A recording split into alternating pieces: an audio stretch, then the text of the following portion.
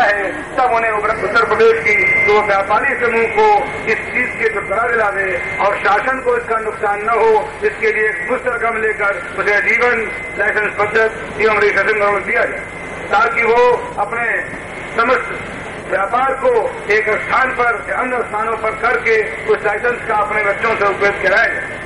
तीसरी बात मुझे ये कहनी है कि एक पद्धत बनाई जाए जो व्यापारी आज 20 वर्ष से अपने व्यापार को बड़ी मेहनत से करके सरकार को टैक्स देते हैं, इनकम टैक्स देते हैं, और वो बुढ़े होकर के दूधों के सामने व्यापार न करने के कारण उपस्थित होते हैं, अथवा अपने व्यापार की पद्धति को कमजोर होने के कारण उनका खर्चा नहीं चल पाता है।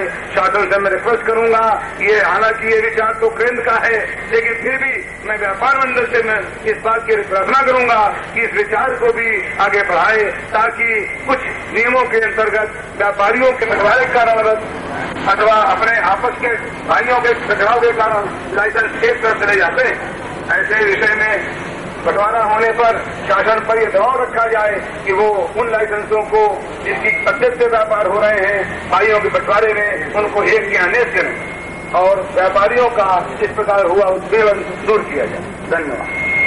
धन्यवाद। अब आजमगढ़ के कृष्ण मुरारी अग्रवाल सर्राफ जब तक वो आ रहे हैं बंदोबस्त मैंने आपसे नोट किया था। आज के इस सम्मेलन का अधिकांश समय आप लोगों का है। आप लोग अपने मंडी की, अपने शहर की, अपने ट्रेड की सारी समस्याएं रखें, हम लोग उसको सुनेंगे, नोट करेंगे और आने वाली अग्रिम बैठकों में उनके ऊपर कुछ निर्णय कराने का प्रयास करेंगे। तो इसलिए आप लोगों से और हमारे पास पर्चियों का जो डाटा आ रहा है, मैं ये कहता हूं कि हर नगर से एक व्यक्ति तो कम से कम जरूर बोले, हर जिले से एक व्यक्ति बोले। अगर उसका अध्यक्ष और महामंत्री दोनों बोलना चाहते हैं तो भी स्वागत है, परंतु एक तो अवश्य बोले। मैं ये आग्रह आपसे करूंगा और इसके लिए अनिवार्य ये होगा थोड़ा सा सहयोग भी करेंगे।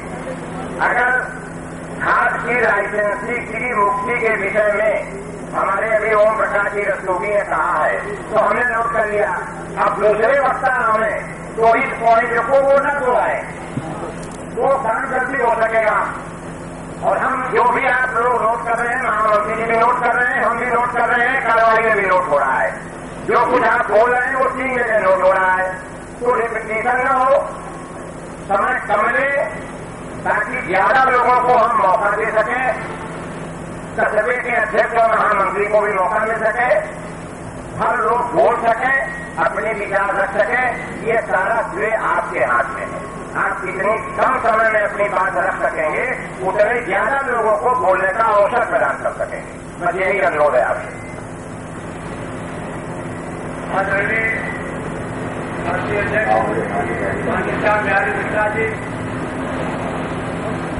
राष्ट्रीय महामंत्री माननीय कंकर जी बहुत सी उम्मीदें लेकर के आए थे। मैं तो पूर्वांचल के पिछड़े हुए जिले के प्रतिनिधि के रूप में आपके सामने उपस्थित हुआ हूं, जिसकी आबादी जब मऊ अलग नहीं हुआ था तो 40 लाख थी। अब मऊ के अलग हो जाने से जो मऊ हृदय था आजमगढ़ का, उसके अलग हो जाने से आजमगढ़ सिकुड़ करके रह गया है। आबादी तो 27 लाख की है, लेकिन आजमगढ़ में न कोई कल कारखाना है, न कोई धंधा है, न कोई विकास का साधन है। प्रदेश की सरकार ने आजमगढ़ के विकास के लिए अनेक समस्याओं पर विचार किया, सम्मेलन बुलाए गए, देश के बड़े बड़े नेता भी आए, व्यापार मंडल ने भी बड़ी जान की लड़ाई जल्दी शुरू किया। उस संबंध में हमने प्रधानमंत्री को लेकर के, रेलवे मंत्री को लेकर बलिया के अधिवेशन में ज्ञापन भी दिया। नई सरकार के सामने भी ये समस्या, हमारे यहाँ कमिश्नरी की बात आई, जिले के विकास के संबंध में विचार आया, आजमगढ़ को विकास की गति कैसे प्रदान किया जाए। आपको पता है हमारे आजमगढ़ में जैसे पूर्व के मुख्यमंत्री, 3 मुख्यमंत्रियों के पूर्व रामनाथ यादव जी हम लोग के आजमगढ़ नगर के थे, हम लोग के मित्रों में थे। उन्होंने बहुत कम समय में आजमगढ़ को बहुत कुछ देने का प्रयास किया और आजमगढ़ में लड़कियों के लिए जो हमारा विशेष महिला महाविद्यालय उसमें बीएड की मान्यता भी दिया और बहुत से जाल बिछाए विकास के लिए, लेकिन समय नहीं मिला, नई सरकार आ गई। ऐसी स्थिति में इस पिछड़े हुए जनपद को व्यापारियों के समूह को जोड़ने का काम हमारे व्यापार मंडल ने किया।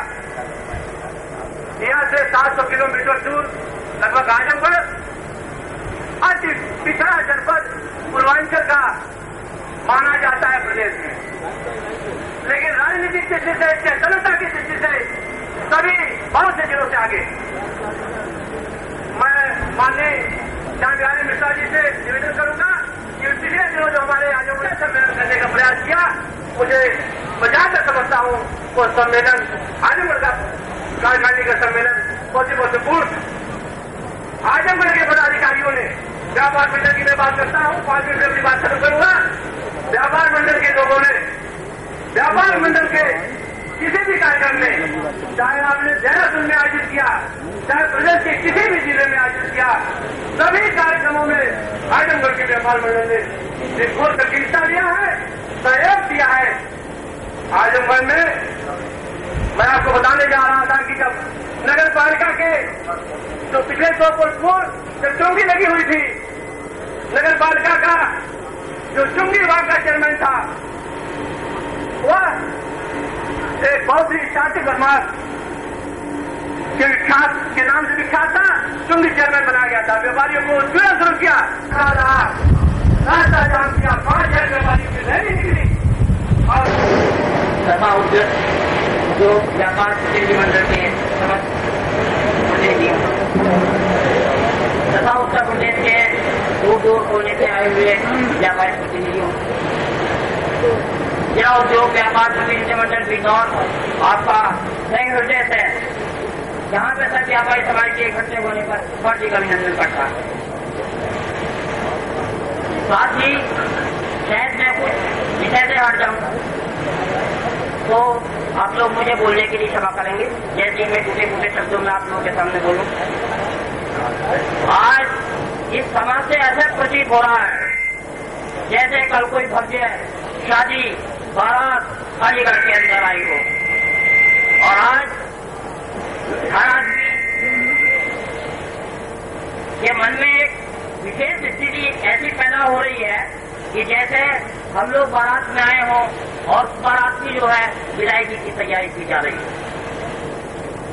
तो दोस्तों, ये बात मैं यही खत्म करते हुए कहना चाहता हूं कि पुरानी सरकारों ने जो किया सो किया, नई सरकार बनने की बात चली, व्यापारी समाज ने इस नई सरकार को जो उत्तर प्रदेश में बनी है पूर्ण रूप से सहयोग दिया, हर तरह का पैसे से, तन मन धन से हर तरह से सहयोग दे करके इस सरकार को बनाया और सरकार से व्यापारी समाज की बहुत आकांक्षा थी। मैं आपको यहाँ की बात व्यवस्थित कर 1 मिनट के लिए बिजनौर जिले में ले जाना चाहता हूँ।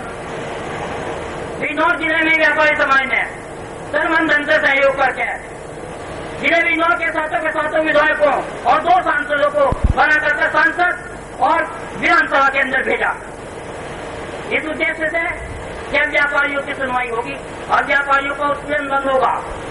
लेकिन कुछ रूप उसके उल्टा हो रहा है। उल्टा ये हो रहा है, जो वहां पर जिलाधिकारी है उसने एक टारगेट बनाया है, लक्ष्य बनाया है कि 100 व्यापारी 3 बड़े साथ में अंदर किए जाएंगे और व्यापारियों की 100 लाख की संपत्ति जब्त की जाएगी। दूसरी बात, नगीना के अंदर रामदोल को लेकर के, फिर उसको लेकर के रामदोल के मंदिर के अंदर हिंदुओं पर, दुकानदारों पर पुलिस का कितना सख्त प्रहार हुआ कि आदमी व्यापारी तो पिटे, हमारी महिलाएं बहनों पर भी लाठीचार्ज किया गया। और वहां तो समस्त भारतीय जनता पार्टी सरकार, 7 विधायक, 2 वहां के मंत्री, उपमंत्री और आसपास के जिलों के भी मंत्री वहां गए और जाए करके एक सीओ तक का ट्रांसफर नहीं करा पाए।